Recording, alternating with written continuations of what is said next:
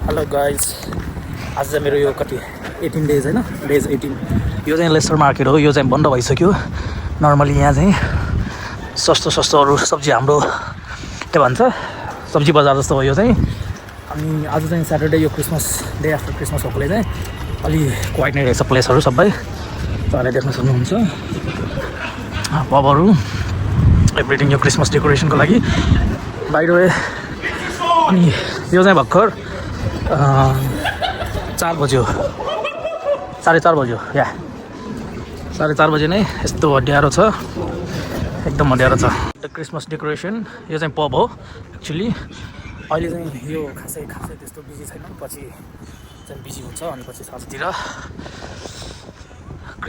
आज चाहिँ एकदम चिसो छ तर 7 डिग्री छ तर फिल्स लाइक लाइट दामी लाइट डेकोरेसन लाइट हेर्नुहोस् त वाउ यो एउटा देखेर चाहिँ मलाई नेपालको यो के भन्छ बसन्तपुरको त्यो व्हाइट दरबार छ नि त्यसको याद आउँछ सो यो चाहिँ लेस्टरको one of the most popular church हो क्याथेड्रल चर्च हो यो चाहिँ अनि तपाईँले if you notice in here like तपाईँले देख्न सक्नुहुन्छ यो यहाँ चाहिँ गाडी जान मिल्दैन यो जुन यो ब्लक छ यो चाहिँ सिटी सेन्टरभित्र भएकोले अनि हामीले चाहिँ यहाँ यसमा यो डिभाइसमा चाहिँ आफ्नो लगइन इन्ट्री गर्नुपर्छ त्यसपछि मात्र अनि यो चाहिँ फेरि गल्ली भयो हाम्रो अक्टोबरको जस्तो गल्ली हेर्नुहोस् त क्या दामी छ यो डर स्क्वायरबाट जताततैबाट भित्र जाने यो जस्तो छ जे होस् यहाँ चाहिँ सबै चिज चाहिँ मेन्टेन गरेर राखेर हुन्छ मान्छेहरूले चाहिँ एकदम प्रोटेक्टिभ सेफ वेमा के भन्न जाँदैछु भन्दाखेरि यहाँनिर चाहिँ तपाईँहरूले देख्न सक्नुहुन्छ इच एन्ड एभ्री ठाउँमा चाहिँ रुखहरू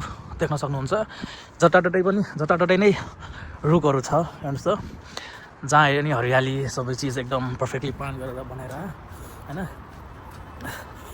आज चाहिँ त लास्टै चिसो छ धेरै चिसो भयो फुटपाथ कति ठुलो छ र यो साइकल लेन पनि उत्तिनै छ र यो बाटोमा चाहिँ इफ यु नोटिस 3 लेन हो यो बाटो चाहिँ हेर्दा कति सानो छ हेर्नुहोस् त 3 लेनको बाटो हो अनि यहाँ चाहिँ लेखिरहेको छ हेर्नुहोस् साइकल एन्ड ओन्ली फुटपाथ भनेर यो 3 लेनको बाटो हो खास एक्चुअली चाहिँ हामीलाई बाटो ठुलो चाहिएको होइन प्रोपर म्यानेजमेन्ट चाहिएको जस्तो लाग्छ अनि अर्को कुरा चाहिँ यो तपाईँहरूले साइड वेबाट एउटा डट र 2टा डट यो 2टा डटको मिनिङ चाहिँ के भन्दाखेरि हामी त्यो बाटोबाट चाहिँ भित्र आउनु हुँदैन ओन्ली बाहिर जानेहरूलाई मात्र त्यो सिङ्गल डट भनेको चाहिँ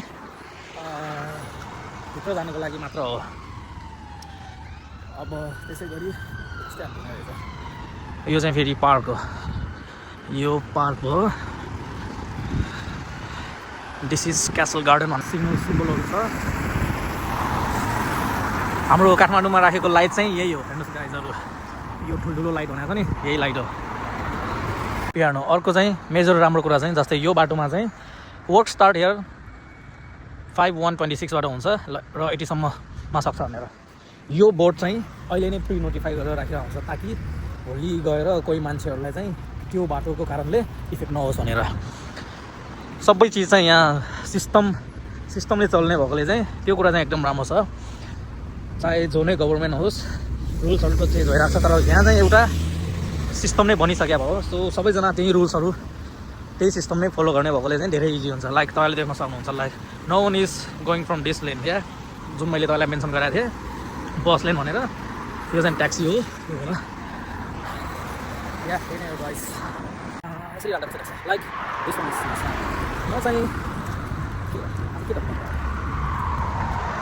यो साइन चाहिँ यो जोनमा चाहिँ यो बाटोभित्र गइसकेपछि चाहिँ जम्मा के भन्छ 20 माइल्स पर आवर चाहिँ जान दिन्छ अरू यो जति पनि बाटो छ नि स्ट्रेट लाइट भएकोमा चाहिँ 30 माइल्स पर आवर हो म तपाईँलाई एउटा क्यामेरा देखाउँछु यदि योमा 30 माइल्सभन्दा बढी गयो भने चाहिँ तपाईँले यो जुन येल्लो बक्स देख्नु भएको छ नि त्यो चाहिँ स्पिडको क्यामेरा हो त्यो क्यामेरालाई चाहिँ तपाईँको फोटो क्लिक गर्छ and then you got a penalty and penalty मात्र होइन इभन यदि के भन्छ तपाईँको लाइसेन्समा पोइन्ट पनि घट्छ 3 पोइन्ट घट्छ स्पिडको मात्र अझ सिरियस छ यदि तपाईँ न्यू ड्राइभर हो भने चाहिँ 6 पोइन्ट हुन्छ तपाईँसँग 6 महिनाको भित्र यदि तपाईँले त्यसरी 2 पोइन्ट पाउने तपाईँको लाइसेन्स नै रिभोक हुन्छ त्यही भएर अनि सबैजनाले चाहिँ केयरफुल भएर नै चलाउँछ र सबैले रुल्स फलो पनि गर्छ त्यही भएर मेजर कारण चाहिँ त्यो पनि हो सो हामीले रुल्स त बनायौँ तर यतिकै छोडिदिने चाहिँ त्यो चाहिँ स्टिल त्यो जस्तो लाग्छ अनि अर्को कुरा this is the iconic Royal Mail parcel पठाउने यहाँ अहिले पनि तपाईँले जति पनि लेटर पठाउने त्यो गर्ने हो भने चाहिँ